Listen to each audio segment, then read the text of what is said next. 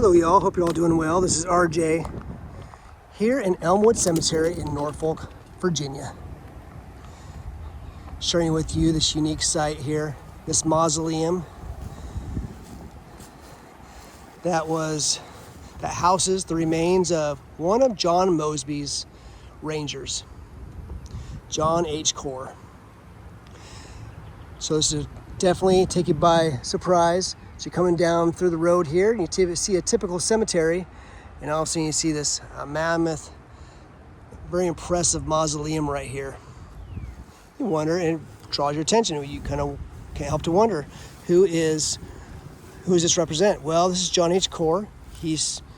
Had joined the Confederacy, served in the Confederacy for a while, later joined the John S. Mosby's Rangers. After the war, he worked in merchandise and real estates and so forth, became, of course, very wealthy. And in his will, he stipulated that at least $100,000 should be used to build this to his specifications for him and his wife. Only him and his wife are buried here.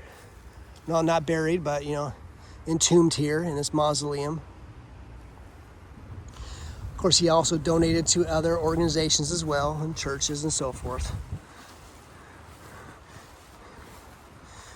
You can tell he was inspired by some Romanesque and Egyptian kind of architecture. So, for example, right here,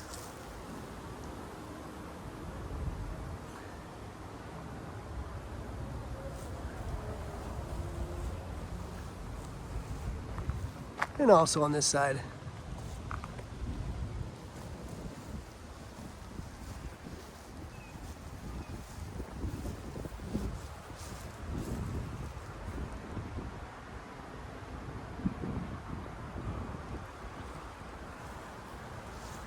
Really, very impressive. Of course, it's $100,000 set aside for this sign that he designed himself. And of course, that would be the equivalent of millions of dollars today. I'm going to do my best I can to share with you the inside. Looking through the grill, there are influences of his service in the Confederacy, no surprise. Like you can see a Confederate battle flag right off the side there. And you can't see it from here, but there is a First National Confederate flag on the other side. On the actual marking right there, it mentions his devotion and his love for his wife.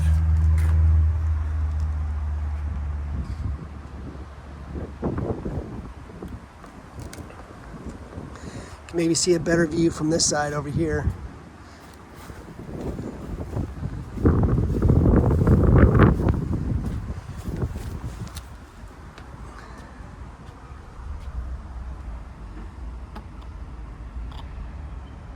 A little nod to his time and service in the Confederacy with a Confederate battle flag on this side and a First National flag on the other side. But his tomb right there in the middle.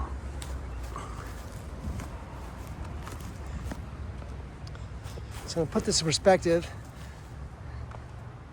Just before this, I was over in the Confederate section. Confederate section is not too far of a walking distance from here, just beyond those trees in the backgrounds.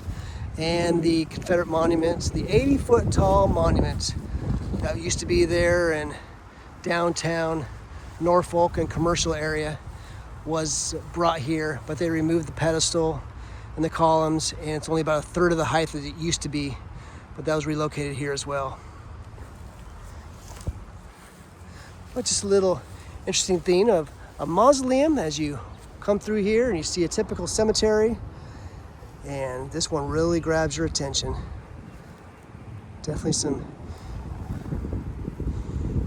beautiful work here. So once again, from the Mausoleum of John H. Corr here in Elmwood Cemetery here in Norfolk, Virginia. And while I'm here, I'll go ahead and share one other thing with you. Walk in this direction. over this direction is the grave sites of that famous Confederate general, George Pickett. Well, his brother was also in the Confederacy, no surprise. He was also known for his gallantry, his courage, his patriotism, and he's buried right over here. In fact, on the back side of his headstone, that was placed here only back in 2002, so it has a little over 20 years ago, there is an actual report from his commanding officer about what he did on the field and his attitude. After I talk about this, I'll share one little thing over here as well. So this right here is to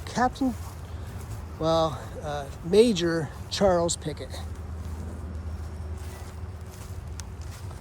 Major Charles Pickett, Assistant Adjutant General, Pickett's Division, beloved husband, devoted father, loving brother of Major General George Pickett. You can see right here the Iron Cross placed here back in 2002.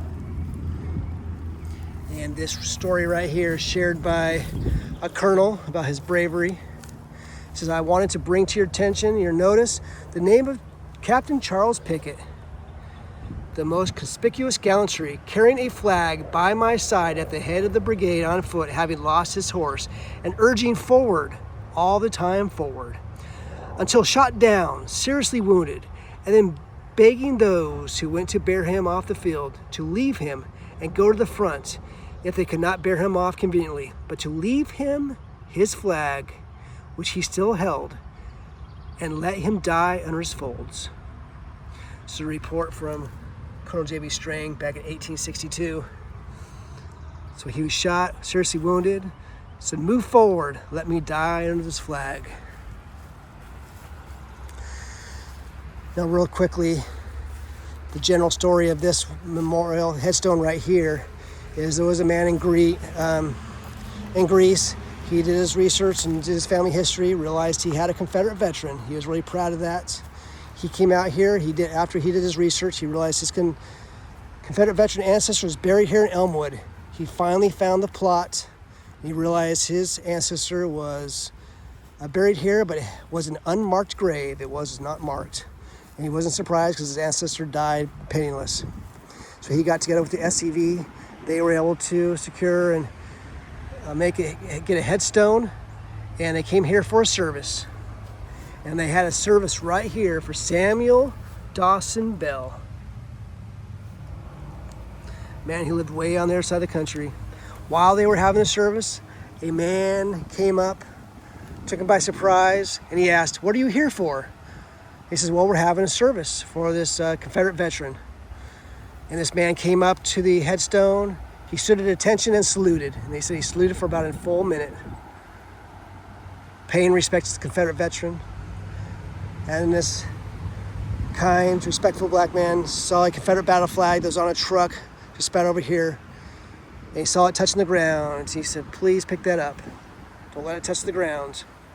You can read about that if you look at Find a Grave. I'll read some stories about that. All right, so I'm going to go ahead and finish this up at the Mausoleum. You see off in the distance, John H. Cole. And he was from the Confederacy. Mausoleum clearly stands out.